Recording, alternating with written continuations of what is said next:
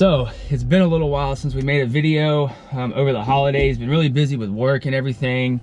So the last video we did a bunch of the VE tuning, kind of getting that lined out and how to do that, how to collect data. And so since then, I have probably data logged something at least every other day over the course of the last few weeks. Got the part throttle stuff, you know, the spark and everything lined out pretty good. And right now, just uploaded a fresh file with some spark changes. And I also purchased the Tuning School's GM transmission course, which was actually really enjoyable. And if you have a good running vehicle already, I might even suggest that you start with that first, just to get immediate changes. Also have done wide open throttle tuning with a wideband, with the AEM wideband, and using the cigarette lighter. I'm gonna do a video of how I did that and how that went. So doing this tuning stuff, especially the wide open throttle stuff, you know, is kind of difficult to do. Not so much juggling the laptop, but you know, if you're out and about and you're trying to tune and you make a change where it just doesn't like it, like I think New Year's Eve, I had an instance where I loaded in a tune file and I had made a really small change and all of a sudden it put the truck in limp mode. Don't know why. Like, deleted that file and went back to the previous file and then and made the same change, but then it didn't put it in limp mode. It was kind of weird. Have been experiencing some knock in a few places, a little bit of knock.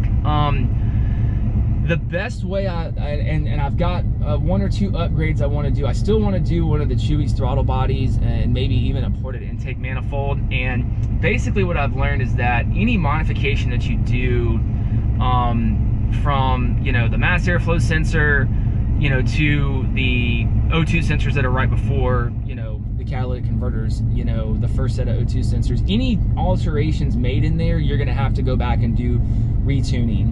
And so, and what that really entails is the is gathering the data for the long-term fuel trims. You know, so if you're, and right now we've got long-term fuel trims plus or minus 5%.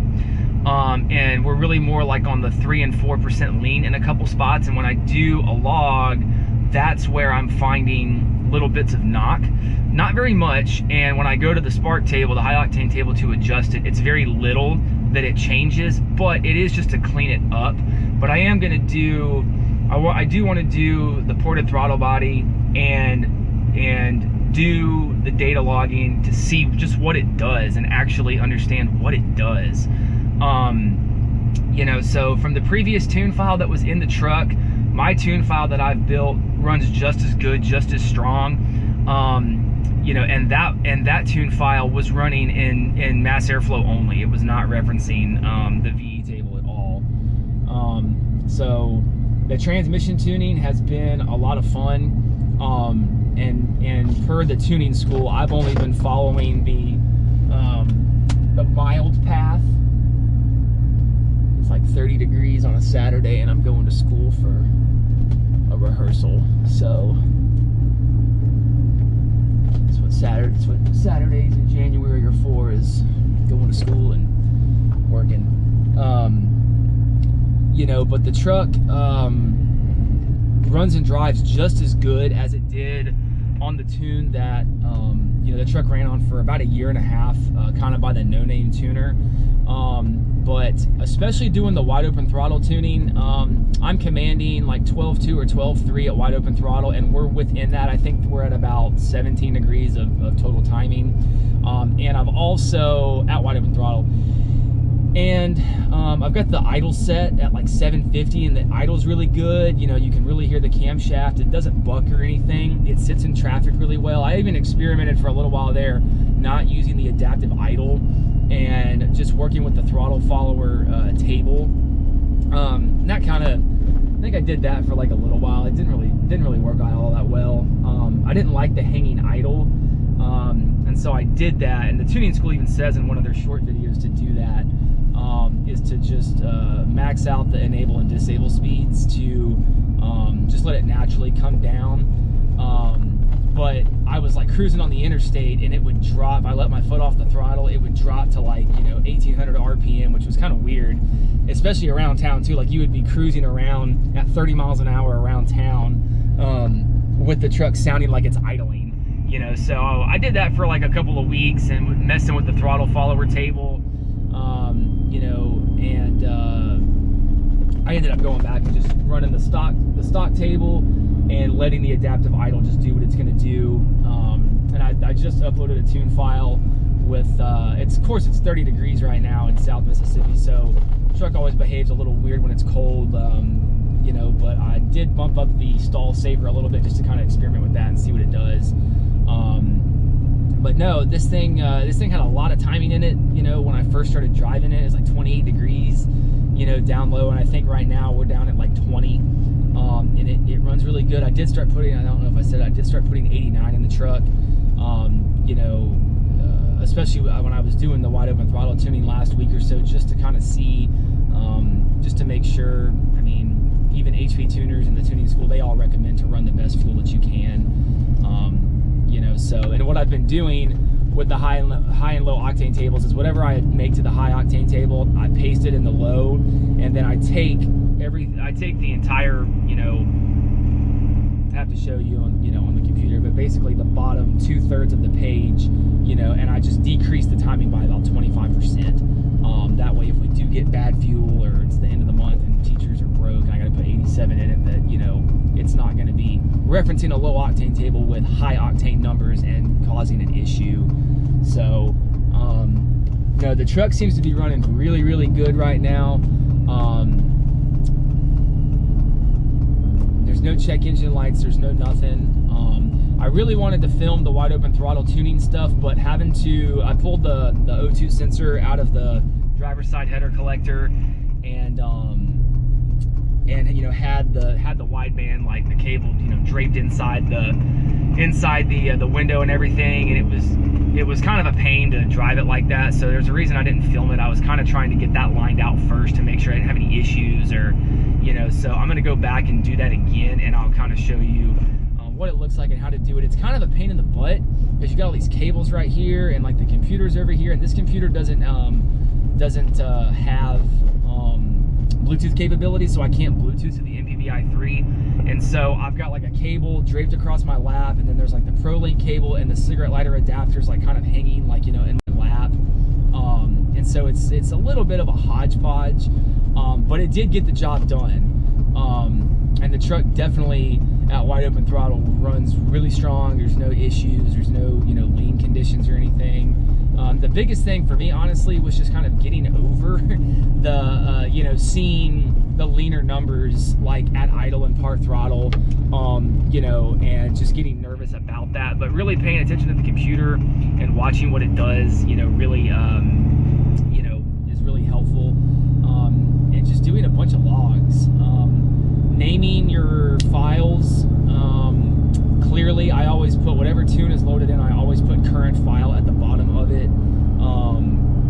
So one of the biggest mistakes that I made with the wide open throttle tuning is, when you're copying, when you're pasting in the data, for your mass airflow frequency to work on your fueling, up top, you'll start gathering data down low, and you'll see these large numbers, whether it's swinging lean or swinging rich,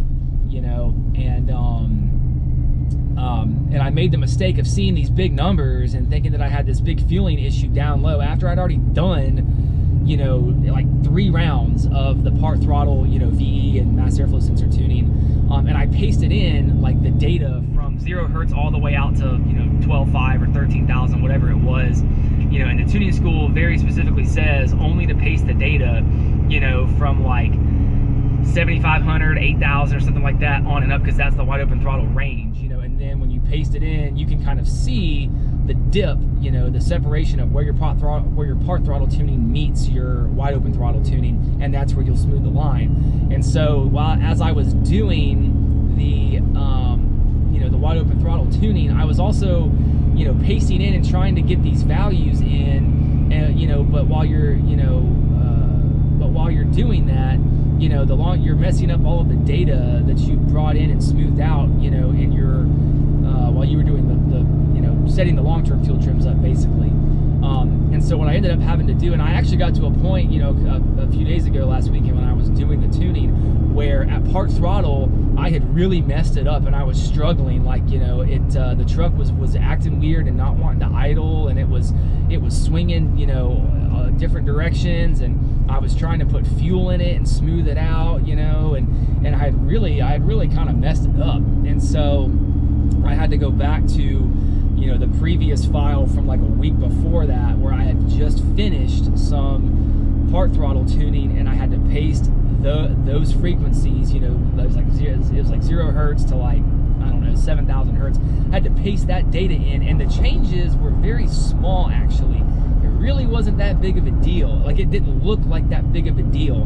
And it had a little bitty dip in the middle where I could see where the part throttle and the wide open kind of met up, and I smoothed that out, and then all of a sudden the truck decided to run great, like it had been for several weeks prior, you know. And so you know, just not freaking out, you know, over these large numbers. You know, thankfully I haven't seen anything in a scan file that makes me nervous. You know, probably the biggest thing is some of the transmission tuning. That when I started getting into the transmission part of the tune, there was a lot of tables that had been turned off, you know, or zeroed out rather, as related to torque management. And it's recommended to not do that. You know, and if you purchase the tuning schools, you know, if you purchase their courses, that particular course, it will tell you not to do that, you know, based on the type of transmission, the life of the transmission, so on and so forth, you know. And so because when the transmissions shift, they're pulling timing, and that's the torque management part of it. That's what it's doing. That's how you go from a transmission that shifts, you know, really smoothly, you know, so you don't spill your coffee, you know, but it's really slipping the clutches and creating a lot of heat, versus taking some of the torque management out. And what it's doing is it's limiting the amount of timing that that happens on the shifts, and that's what makes it snappier. You can increase the line pressure, and you have, you know, firmer shifts, while it still is drivable and it's not going to jerk you around, and you can drink your coffee and, you know, stuff like that. So if you have any questions about if you're getting into this stuff or anything in the material, or if you just want to hear more about some of the heartaches the last month of just figuring out the tuning process and some of the mistakes that I've made, you know, feel free to comment, you know, let me know. So I'm going to be doing a video again